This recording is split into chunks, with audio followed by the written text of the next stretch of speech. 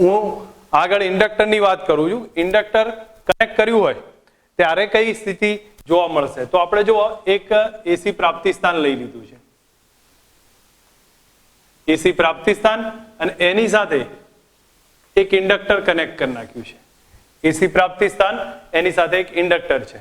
હવે અહીંયા આ એસી પ્રાપ્તિ સ્થાન V હશે, આ ઇન્ડક્ટર L જેટલું કનેક્ટ છે. ઇન્ડક્ટરની ખાસિયત કઈ છે? તો એ આ ઇન્ડક્ટરની નોર્મલ કોઈ ઇન્ડક્ટર હોય ને તો એનું આ રીતે બનાવ્યું હોય તો તમને એટલી તો સમજ આવે કે આ ઇન્ડક્ટર વાયર બાઉન્ડ અવરોધ ટાઈપનું કહી શકીએ.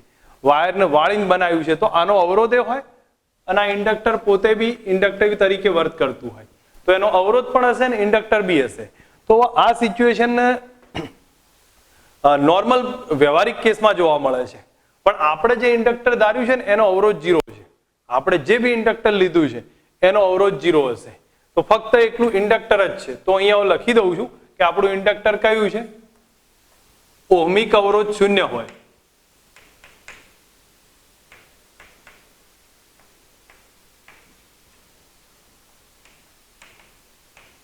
તેવું ઇન્ડક્ટર છે. બરોબર?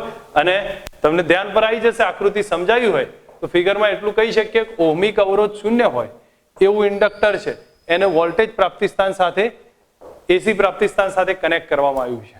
હવે આનો વોલ્ટેજ કેવો હશે? તો ધ્યાન રાખજો, આપણું ઇન્ડક્ટર છે એનો રેઝિસ્ટન્સ કેટલો હશે? 0 હશે. હવે એનો વોલ્ટેજ કેટલો? તો વોલ્ટેજ તો આગળ તમે ચેક કર્યો તો કેટલો આવતો હતો? તમને ખ્યાલ હશે, Vm sin omega T. V બરાબર Vm sin ઓમેગા ટી જેટલો વોલ્ટેજ આવશે. હવે વોલ્ટેજ આપણે લખી કાઢ્યો. ચલો વોલ્ટેજનું કામ પૂરું. હવે I શોધવો છે. તો I શોધવો હોય તો અહીંયા એક કિર્ચોફનો બીજો નિયમ યુઝ કરું છું. અહીંયા લખી દઉં છું કિર્ચોફના બીજા નિયમ મુજબ.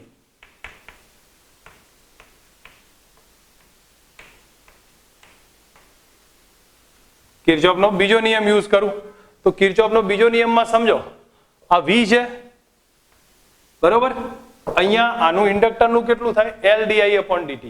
પણ લેન્ઝનો નિયમ હાજર હોય તો -LdI/dt આવે. બરાબર કેટલું થાય? 0 છે. અહીંયા આપણે લખીએ છીએ માઇનસ લેન્ઝના નિયમની હાજરી દર્શાવે છે. આપણે સ્ટેપ આપણે લખી કાઢ્યું કે V -LdI/dt બરાબર 0 થયું છે. તો એનો ઉપરથી ખ્યાલ આવ્યો કે V બરાબર કેટલા આવ્યા? LdI/dt. V બરાબર LdI/dt આવશે. હવે તમે V ની કિંમત મૂકી શકો છો. તો V બરાબર કેટલા આવ્યા છે? V ની કિંમત છે Vm sin omega T. Vm sin omega T. હવે આને સાઈડ રાખી અહીંયા આપણે di એકલો આ તરફ રાખું છું. જો di એકલો આ તરફ રાખું તો હું કેપિટલ I લખું, સ્મોલ I લખું. અહીંયા દરેક જગ્યાએ સ્મોલ I સિમ્બોલ યુઝ કર્યો છે, જેને આ di લખી દીધો છે. તો di એકલો આ તરફ રાખું તો શું આવશે? અહીંયા સમજ રાખો, Vm/L into sign omega T into dt જશે, ઇન્ટુ dt જાય.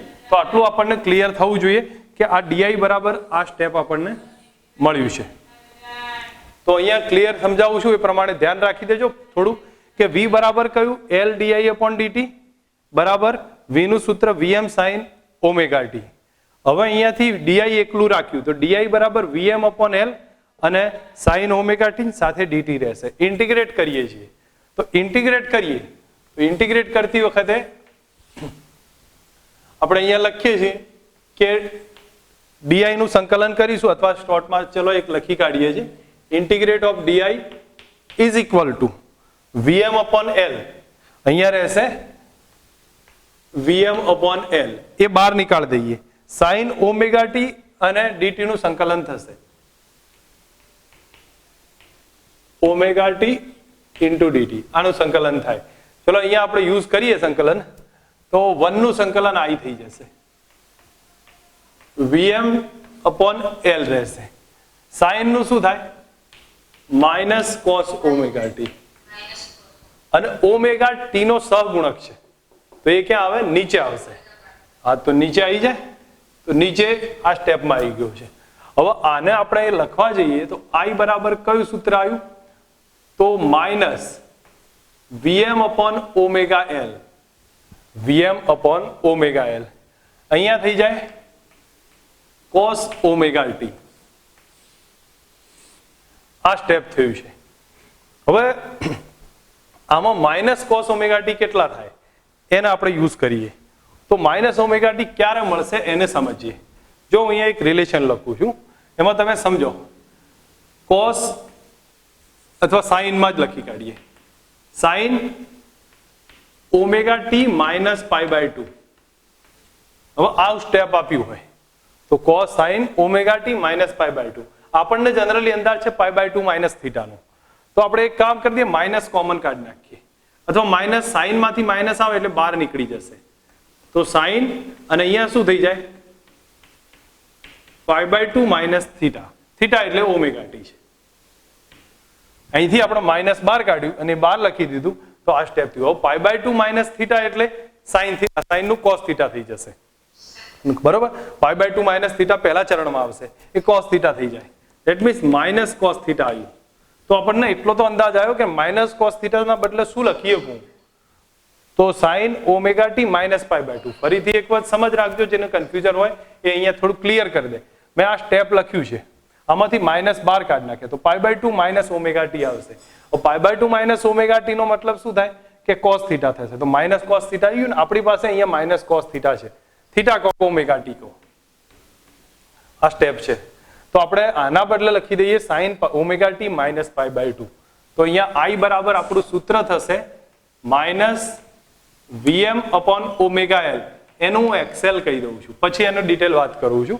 આના બદલે હું એક્સેલ કહી દઉં છું, એક સિમ્બોલિક છે એક્સેલ.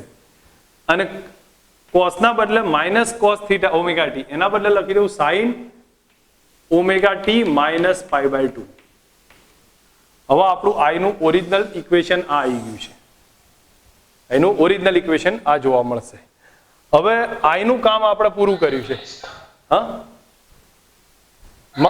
યસ નીકળી ગયું છે. બરોબર, મારી ભૂલ હતી લખવામાં. હવે આ ક્લિયર થઈ ગયું. તો આટલું sine omega t minus pi by 2 નું સૂત્ર પૂરું કર્યું. હવે આના પછી હવે આપણે સ્ટેપ સિક્વન્સમાં સમજો. તમારે IM જોવો છે તો I બરાબર કયું સૂત્ર આવે? તો તમે આના ઉપરથી ચેક કરીને લખી શકો કે I બરાબર શું લખાય? I max sin omega t minus pi by 2. તો એક રિલેશન અહીંયા પણ બની. હવે આમાંથી I max બનાવીએ તો I max કેટલો છે? Vm upon XL. Vm upon XL. XL કોના બદલે લખાય છે? ઓમેગા એલ ના બદલે. તો અહીંયા લખીએ કે Vm અપોન ઓમેગા એલ. બરોબર, અને કૌંસમાં આપણે લખી શકીએ કે XL બરાબર ઓમેગા એલ થયા છે. તો આ સ્ટેપ IM નું આવ્યું.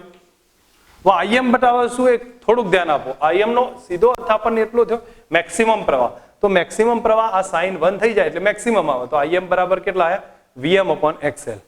તો હવે XL એટલે આપણે ઓમેગા એલ થશે. તો એ લખ્યું. તો XL બરાબર ઓમેગા એલ થયું. તો XL છે શું? જો હવે અહીંયા ડિફરન્સ ક્લિયર કરું છું. આ ઓહમિક અવરોધ હતો. આ કયો હતો? ઓહમિક અવરોધ. તો ઓહમિક અવરોધ શૂન્ય લીધો છે, પણ ઇન્ડક્ટરનો અવરોધ આવ્યો છે.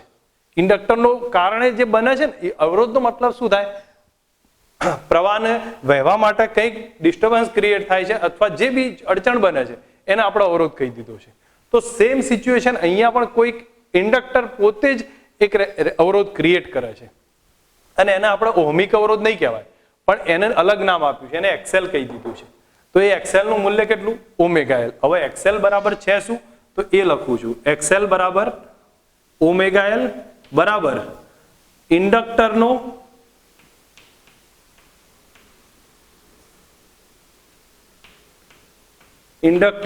Inductive reactance.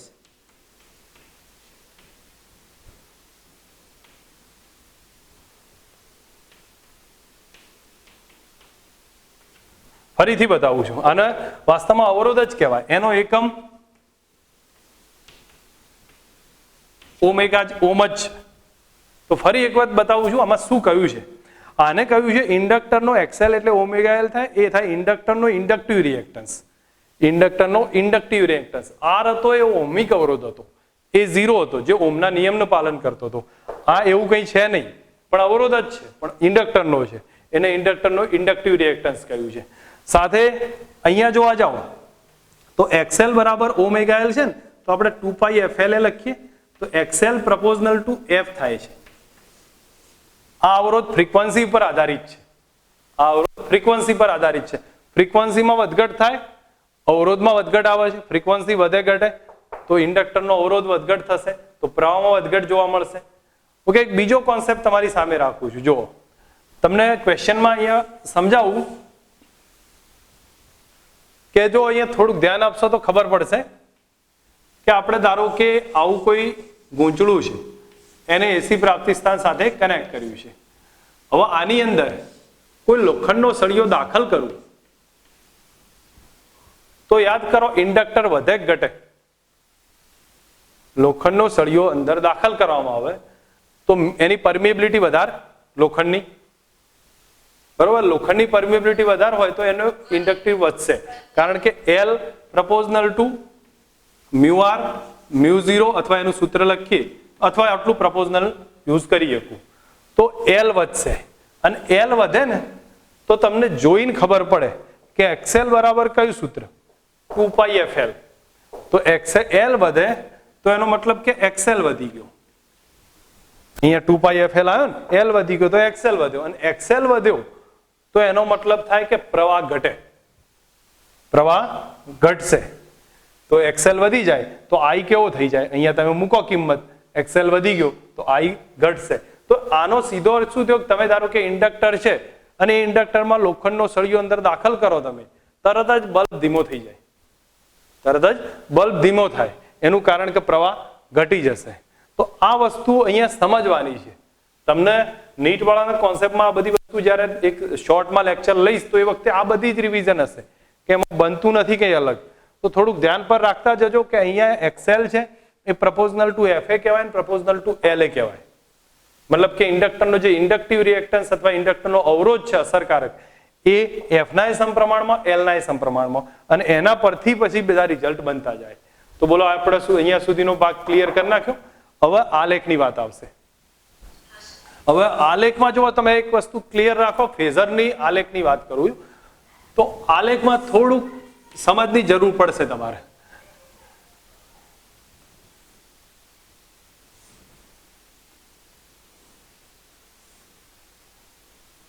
ચલો અહીંયા મને એટલું કહેશો આમાં કે પહેલા આપણે વી ડ્રો કરી લઈએ, કારણ કે વી માં કોઈ બીજી માથાકૂટ નથી, ઓમેગા ટી વાળો જ છે. તો વી બરાબર વીએમ સાઇન ઓમેગા ટી. તો પહેલો હું અહીંયા વી ડ્રો કરી લઉં છું. એ મેં વી લખ્યું, એ વી નું આ ખૂણો થાય ઓમેગા ટી. હવે તમે મને કહો આઈ ક્યાં આવે? આઈ નું સૂત્ર તમારી સામે છે. હા, omega t minus pi by 2. That means આ છે તો એનથી થોડુંક નીચે આવે અને આ આખો ટોટલ એંગલ થશે એ 90 થશે. બરોબર? આ આઈ મળશે. દરેક જણને સમજ આવી જુઓ કે આ ઓમેગા ટી અને omega t minus pi by 2. That means આ આઈ મળ્યો, એ બે વચ્ચેનો એંગલ 90 છે. તો આ રિલેશન આવ્યું. હવે આનો ગ્રાફ પ્લોટ કરવું તો ગ્રાફ પરથી એક તો સમજી શકાય કે આ સિચ્યુએશનમાં ગ્રાફ કઈ રીતે આવશે. જો વી નો ગ્રાફ સીધો જ સાઇન ઉપર ડિપેન્ડ છે. વી નો ગ્રાફ સીધો સાઇન પર ડિપેન્ડ છે. એટલે વી નો ગ્રાફ સાઇન જેવો જ આવે. એ વચ્ચેથી આ શૂન્યથી ચાલુ થઈ, સોરી મોટો રાખવો પડશે થોડો, અને આ પ્રમાણે આગળ વધશે. આ પ્રમાણે આગળ વધશે વી નો ગ્રાફ. પણ આઈ નો ગ્રાફ ક્યાંથી ચાલુ થશે? તો આઈ ના ગ્રાફમાં તમે, હા ગુડ, માઇનસ કોસ થીટા, કારણ કે અહીંયા માઇનસ કોસ થીટા છે ને, અને માઇનસ કોસ થીટા હોય એક તો કોસ નો ગ્રાફ પ્લસ થી ચાલુ થાય, ઉપરથી ચાલુ થશે, બરોબર? પણ આ તો માઇનસ છે, અને માઇનસ કોસ થીટા હોય તો ક્યાંથી થાય? નીચેથી ચાલુ થાય. નીચેથી ચાલુ થઈ અને આ પ્રમાણે આગળ જશે. ધારો કે અહીંથી સમજો કે તમે જે બી ગ્રાફ પ્લોટ કરતા હોય, તમને કોસનો ગ્રાફ સિમ્પલ ડ્રો કરું તો આપણને એટલો તો અંદાજ હોય કે આ પ્રમાણે આગળ જશે, બરોબર? અને આનું ઉલટાઈ દો તો એ નીચેથી આગળ જશે. તો આ સિચ્યુએશનમાં આગળ જતો હશે. બસ આ કોસનો ગ્રાફ જોવા મળશે, બરોબર છે? કદાચ મારી ભૂલ તો નહીં, ના બરાબર છે, રાઈટ છે, ક્લિયર છે. તો આ કયો ગ્રાફ થયો ભાઈ? સાઈન નો થયો. અને આ કયો થયો? માઇનસ કોસ નો થયો.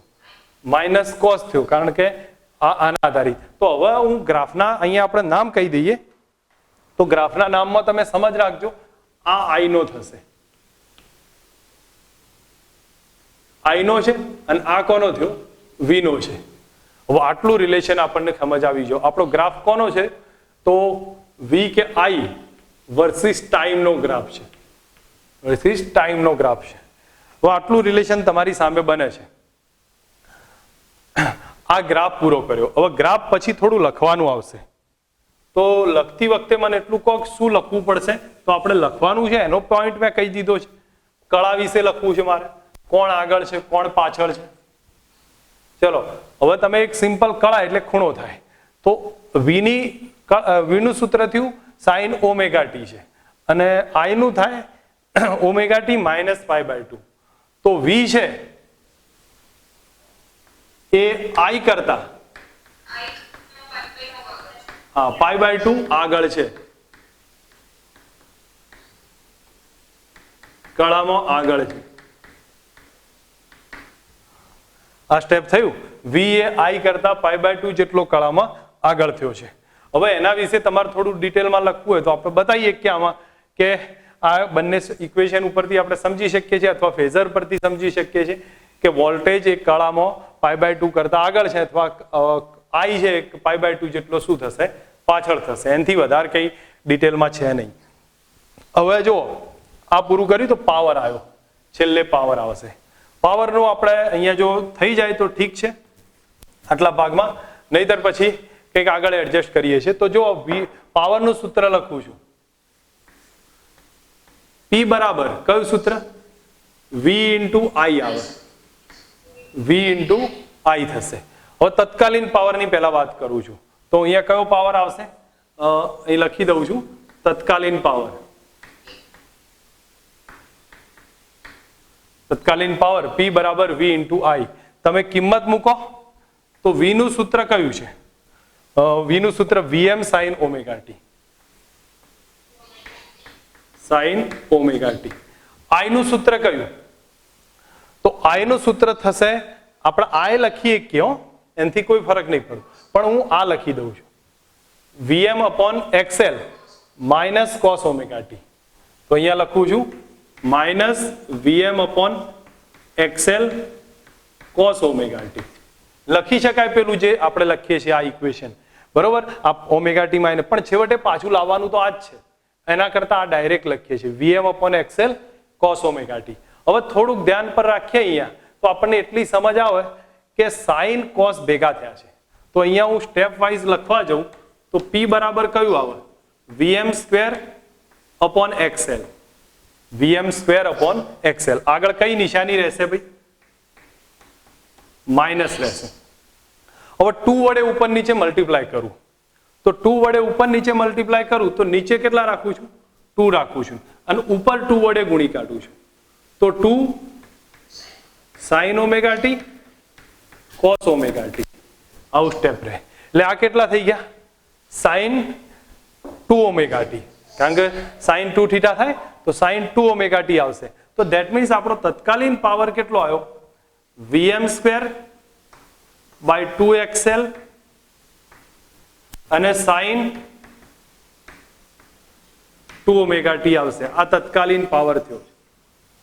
Vm square by 2XL sine 2 omega t આવ્યો છે. હવે સરેરાશ લેવો છે. સરેરાશ પાવર લઈએ તો તમે એક સિમ્પલ ઓબ્ઝર્વ કરો, P average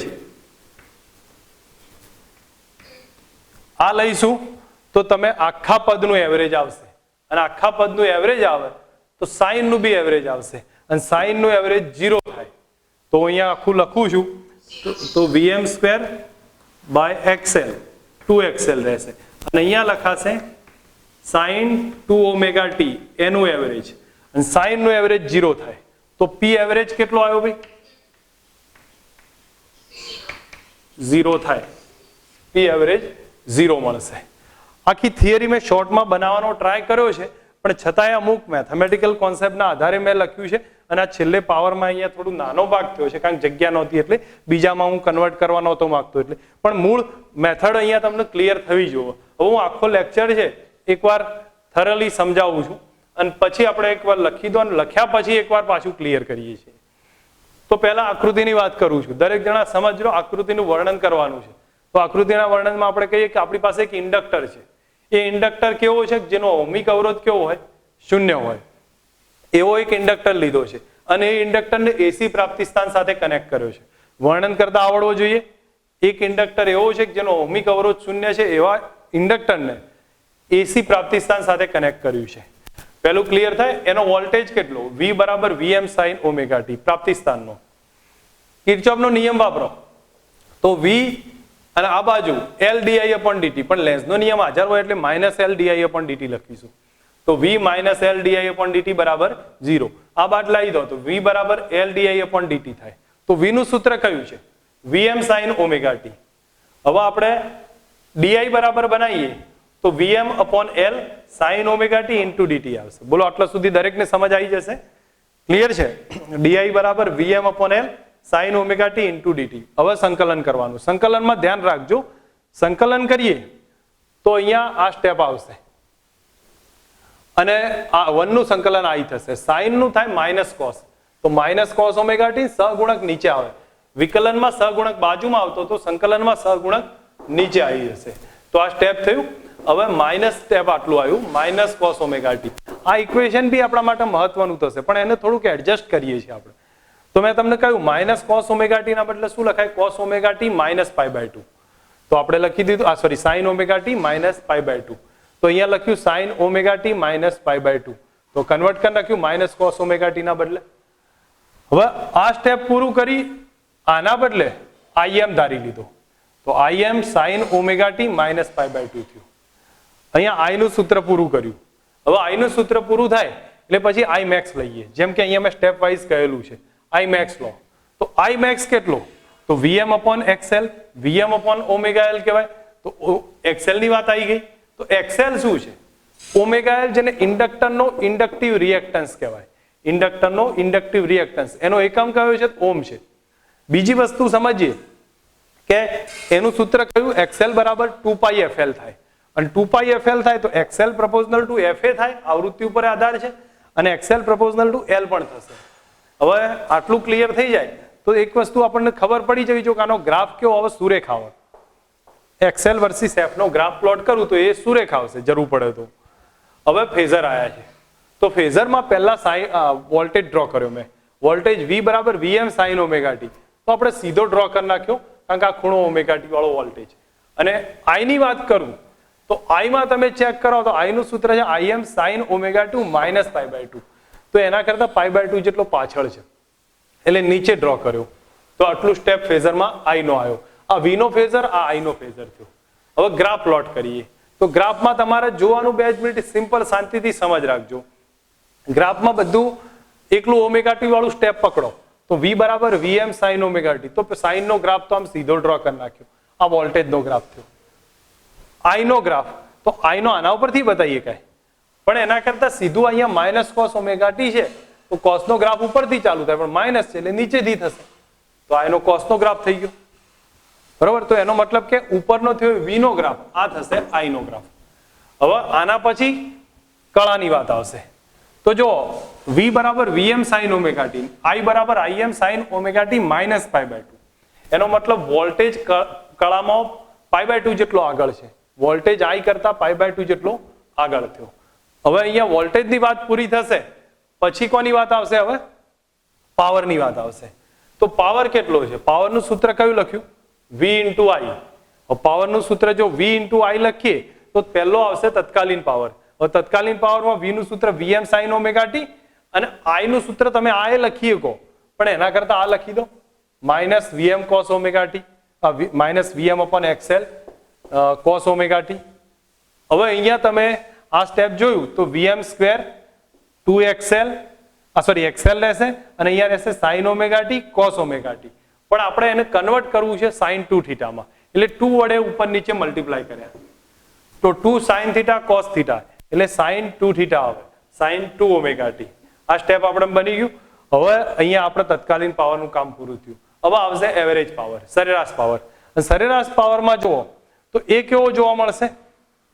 VM square by XL અને sin 2 ઓમેગા ટી નું એવરેજ આવ્યું અને sin નું એવરેજ 0 થાય. તો એ પરથી પાવર 0 આવી ગયો છે. હવે આમને થોડુંક ચેન્જ કર્યું છે અને વોલ્ટેજનું ઇક્વેશન બી ચેન્જ કરી નાખ્યું છે. તો જો આ રીતે ઇન્ડક્ટર મૂકેલો હોય એસી પ્રાપ્તિ સ્થાન સાથે, તો વોલ્ટેજનું સૂત્ર એવું જરૂરી નથી કે V બરાબર VM sin ઓમેગા ટી જ લેવું જોઈએ. મેં તમને આગળ વાત કરી હતી cos બી લેવાય. તમને અહીંયા સિમ્પલ હિન્ટ આપી હતી કે આ એંગલ ઓમેગા ટી છે, તો એનો આ ઘટક કયો થાય? y બરાબર a sin ઓમેગા ટી. તો આ કયો થયો? a cos omega T. તો લઈ શકાય cos વાળું સ્ટેપ બી. અહીંયા cos વાળું લઈને એમને સાબિત કરીને બતાવ્યું છે. તો v બરાબર v max cos omega T. તો બોલો i કેટલો થશે? i આપણે ફાઇન્ડ કરવો હોય તો સ્પીડમાં ફાઇન્ડ કરી નાખીએ. કઈ રીતે? v બરાબર l di upon dt અને એના બદલે કયું સૂત્ર? vm cos omega T. તો di કેટલો આવ્યો? vm upon l cos omega T. Integrate કરી નાખીએ. બરોબર છે. તો અહીંયા શું થાય? i બરાબર vm upon l cos નું થાય sin ઓમેગા ટી અને ઓમેગા બહાર આવી જાય. તો i બરાબર કેટલો થયો? i max sin omega T. આમાં આ થશે. તો એક કામ કરું છું, અહીંયા હું આ બધું તમારે જરૂર નહીં પડે, ફક્ત એક સમજવા પૂરતું છે. અને રાખવું હોય તો ઠીક છે, અહીંયા પડ્યું રહેશે. હું આ સ્ટેપને અહીંયા લખી દીધું v નું. તો i નું સૂત્ર આ યાદ રાખવું છું. કયું થયું ભાઈ? i બરાબર i max sin omega T. તો પાવર નું સૂત્ર કયું થાય? તો p બરાબર vi. v ના બદલે શું લખવાનું? vm cos ઓમેગા ટી અને i ના બદલે im sin ઓમેગા ટી. એક કામ કરું છું, vm upon vm im by 2 ઉપર 2 વડે ગુણી કાઢું. તો અહીંયા શું રહે? sin omega T cos omega T. તો આ થશે sin 2 થીટા.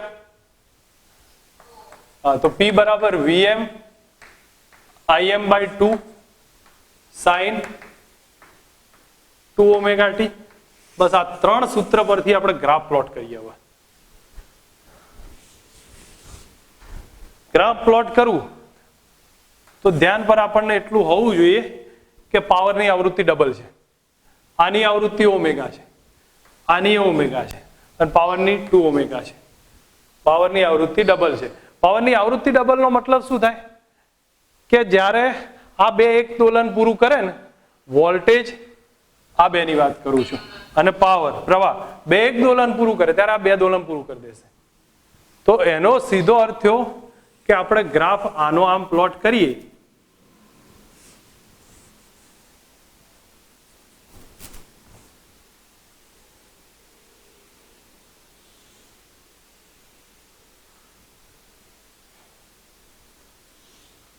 આ રીતનો મેં ગ્રાફ પ્લોટ કર્યો હોય આનો, બરોબર છે, પાવરનો. તો એક મિનિટ, મારી ભૂલ થઈ છે. ચલો વાંધો નહીં, હું અહીંયા જે છે એને એડજસ્ટ કરીને બતાવું છું. તો પાવરના કેટલા દોલન પૂરા કર્યા મેં ભાઈ? એક અહીંથી ચાલુ કર્યું, એક અહીંયા પૂરું કર્યું, બીજું અહીંથી ચાલુ કર્યું, ક્યાં પૂરું કર્યું? અહીંયા પૂરું કર્યું. તો પાવરે કેટલા દોલન પૂરા કર્યા? 2 દોલન પૂરા કર્યા. એ દરમિયાન આ બે એક જ દોલન પૂરું કરશે, આ બે એક દોલન પૂરું કરે. હવે કઈ રીતે કરશે તો સમજ રાખીએ. આઈ લઈ લો, કારણ કે પાવરમાં સાઇન છે ને, તો આપણે 0 થી ચાલુ કરીને એના 2 દોલન પૂરા કરી નાખ્યા છે પાવરના. તો એક આ દોલન થયું. જે લોકો હજી કન્ફ્યુઝ હોય એમના માટે અહીંયા ક્લિયર કરું છું. એક દોલન આ રીતે થશે ને એક દોલન આ થશે. તો આ બે પાવરના 2 દોલન પૂરા કર્યા છે. હવે પ્રવાહ કેટલો કરશે? પ્રવાહની આવૃત્તિ ઓમેગા છે, તો પ્રવાહ એક જ દોલન પૂરું કરશે. એનો મતલબ શું થશે? તમે સિમ્પલ વિચાર કરો કે અહીંથી સ્ટાર્ટ કરશે, બરોબર, અને એક ક્યાંથી જશે કઈ રીતે, તો તમે ઓબ્ઝર્વ કરશો તો આ પોઈન્ટે મેક્સિમમ બનશે, અહીંથી આમ જશે, એ પોઈન્ટે મેક્સિમમ બન્યો, અને પછી આ પોઈન્ટે પાછો 0 બનશે, અને આ પોઈન્ટે પાછો મેક્સિમમ બનશે, અને આ પોઈન્ટે પાછો 0 બને. હું થોડોક આનો અલગ કલરથી ડ્રો કરું, તમને થોડો અંદાજ આવી જશે.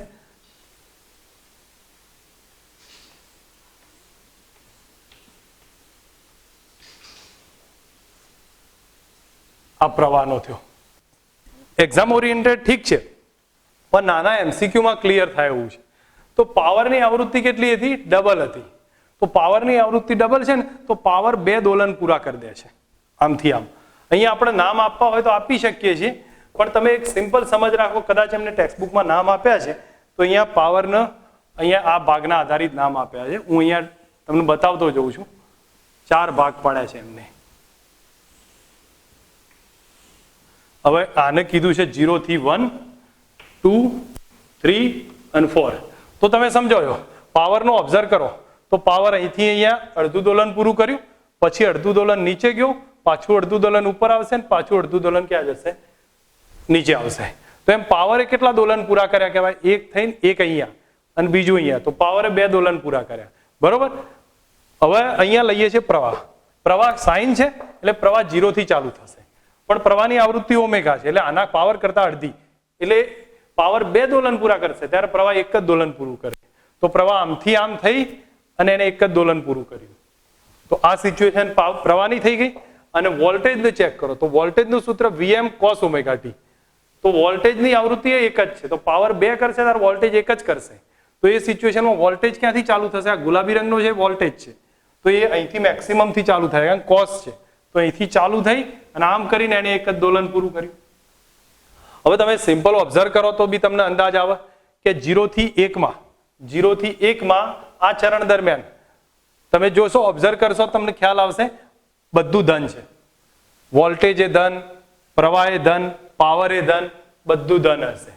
તો આ કન્ડિશનમાં ધન જોવા મળશે, કારણ કે P બરાબર કયું સૂત્ર? V into I. તો P બરાબર V into I હશે, બધું ધન હશે. 1 થી 2 માં જાઓ તો 1 થી 2 માં જશો તમને તરત ખ્યાલ આવશે કે આ વોલ્ટેજ બતાવે છે. વોલ્ટેજ અહીંયા છે પ્લસ, એ માઇનસ થયું. પ્રવાહ કેવો છે? ધન છે. થોડુંક સમજ રાખો, વોલ્ટેજ નીચે એટલે ઋણ થયું, પ્રવાહ ઉપર છે એટલે ધન છે. તો વોલ્ટેજ અને પ્રવાહ ધન ઋણનો ગુણાકાર કરો, કયો આવે? ઋણ આવે. તો પાવર કેવો છે? ઋણ છે. અહીંયા ઓબ્ઝર્વ કરો, વોલ્ટેજ એ ઋણ, આ પ્રવાહ છે એ ઋણ, અને વોલ્ટેજ આ ગુલાબી રંગનો એ ઋણ છે. તો એના પરથી બંને કેવા થયા? ઋણ થઈ ગયા. તો પાવર કેવો થયો? પ્લસ થઈ ગયો, બરોબર. હવે અહીંયા તમે ચેક કરો, વોલ્ટેજ પ્લસ છે, પ્રવાહ ઋણ છે, તો પાવર એ કેવો થયો? ઋણ થશે. આને કોન્સેપ્ટને ફંડામેન્ટલી ક્લિયર કરવા જઈએ તો આ રીતનું બનશે કે ધારો કે આપણું ઇન્ડક્ટર છે એને એસી પ્રાપ્તિ સ્થાન સાથે કનેક્ટ કરેલું હોય તો પહેલી વખતે સમજો શરૂઆતની અંદર આ પ્લસ થાય છે, આ માઇનસ થાય છે. તો ધીરે ધીરે શું થશે? પ્રવાહમાં વધારો થશે, વોલ્ટેજમાં વધારો થશે. પ્રવાહમાં વધારો થયો ને, ધીરે ધીરે શરૂઆતમાં સ્વિચ ઓન કરી તો પ્રવાહમાં શું થવા લાગશે? વધારો થશે. હવે પ્રવાહમાં વધારો થવા લાગે તો એ સિચ્યુએશનમાં પ્રેરિત EMF પેદા થતો જશે, અને પ્રેરિત EMFમાં એકદમ પ્રવાહને સાથે સાથે જ જોવા મળશે. તો એના કારણે પાવર કેવો હશે? ધન હશે. પણ ધારો કે થોડાક ટાઈમ પછી અહીંયા જો પ્રવાહમાં શું થવા લાગે છે?